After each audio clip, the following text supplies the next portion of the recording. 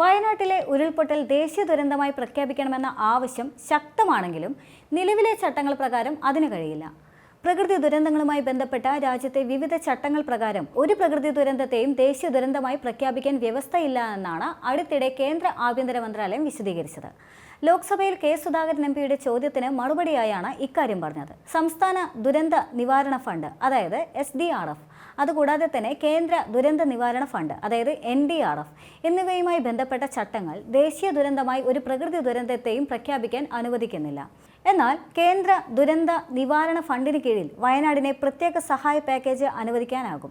പ്രധാനമന്ത്രി മോദി വയനാട് സന്ദർശിച്ചതോടെ ഏവരും അതേ പ്രതീക്ഷയിലാണ്. വയനാട്ടിലേത് ലെവൽ 3 എന്ന കാറ്റഗറിയിൽപ്പെടുന്ന ദുരന്തമാണ്. തീവ്രതയുടെയും നാശനഷ്ടങ്ങളുടെയും തോത് പരിഗണിച്ച് ഇന്ത്യയിലെ പ്രകൃതി ദുരന്തങ്ങളെ 3 വിഭാഗങ്ങളായാണ് തരംതിരിച്ചിരിക്കുന്നത്. അവ എന്താണെന്ന് പരിശോധിക്കാം. ആദ്യത്തേത് ലെവൽ 1. പ്രാദേശിക ഭരണകൂടങ്ങൾക്ക് കൈകാര്യം ചെയ്യാവുന്ന 100-ന് താഴെ ആളുകളെ മാത്രം ബാധിക്കുന്ന ദുരന്തങ്ങളാണ് ഇവയിൽപ്പെടുന്നത്. രണ്ടാമത്തേത് ലെവൽ 2. 1000 വരെ ആളുകളെ ബാധിക്കുന്ന കാർഷിക വിളകൾ, വീടുകൾ തുടങ്ങിയവയ്ക്ക് കാര്യമായ നാശനഷ്ടമുണ്ടാകുന്ന സംസ്ഥാന സർക്കാരിന്റെ സഹായം ആവശ്യമുള്ള ദുരന്തങ്ങളാണ് ഇതിൽ ഉൾപ്പെടുന്നത്. അടുത്തത് ലെവൽ 3. അതിതീവ്രമായ നാശനഷ്ടങ്ങൾ ഉണ്ടാകുന്ന 1000-ൽ കൂടുതൽ ആളുകളെ ബാധിക്കുന്ന കേന്ദ്ര സർക്കാരിന്റെ സഹായം ആവശ്യമുള്ള പ്രകൃതി ദുരന്തങ്ങളാണ് ഇവ. 2018-ലെ പ്രളയം, 2001-ലെ ഗുജറാത്ത് ഭൂമികുലുക്കം, 2013-ലെ ഉത്തരാഖണ്ഡ് ഉരുൾപൊട്ടൽ തുടങ്ങിയവ ഈ ഗണത്തിൽപ്പെടുന്നവയാണ്. മേപ്പാടി പഞ്ചായത്തിലെ 10, 11, 12 വാർഡുകളെയാണ് വയനാട് ഉരുൾപൊട്ടൽ സാരമായി ബാധിച്ചത്. 1721 വീടുകളിലായുള്ള 4833 മനുഷ്യരെയാണ് ദുരന്തം ബാധിച്ചത്. ഇവർക്ക് അതുകൊണ്ട് തന്നെ ഒരു പ്രത്യേക പാക്കേജ് അനിവാര്യമാണ്. ദുരന്തത്തെ ലെവൽ 3 കാറ്റഗറിയിൽ ഉൾപ്പെടുത്തി കേന്ദ്ര സർക്കാരിന്റെ ദുരന്ത നിവാരണ ഫണ്ടിന് പ്രത്യേക സഹായ പാക്കേജ് പ്രഖ്യാപിക്കുമെന്ന പ്രതീക്ഷയിലാണ് ഇപ്പോൾ കേരളമുള്ളത്.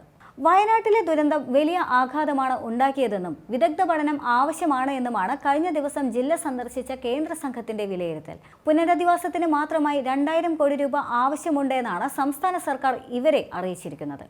കഴിഞ്ഞ കേന്ദ്ര ബജറ്റിൽ ബീഹാർ, ഉത്തരാഖണ്ഡ്, ഹിമാചൽ പ്രദേശ് സംസ്ഥാനങ്ങൾക്കായി 11,500 കോടി രൂപയാണ് പ്രകൃതി ദുരന്തങ്ങളെ അതിജീവിക്കാനുള്ള പാക്കേജിനായി നീക്കിവെച്ചത്.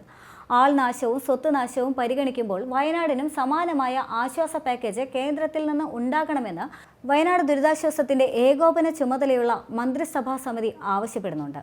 ദുരന്ത മേഖലയിലെ നല്ലൊരു ശതമാനം ആളുകളും തോട്ടം തൊഴിലാളികളടക്കമുള്ള സാധാരണക്കാരായിരുന്നു. വീടുണ്ടാക്കാനും മക്കളുടെ വിദ്യാഭ്യാസത്തിനുമായി പലരും ലക്ഷങ്ങൾ വായ്പയെടുത്തിട്ടുണ്ട്. ഇവരുടെ കടങ്ങൾ എഴുതിത്തള്ളുകയോ വായ്പകൾക്ക് അടിയന്തരമായി മൊറട്ടോറിയം പ്രഖ്യാപിക്കുകയോ വേണമെന്നും ആവശ്യം ഉയരുന്നുണ്ട്.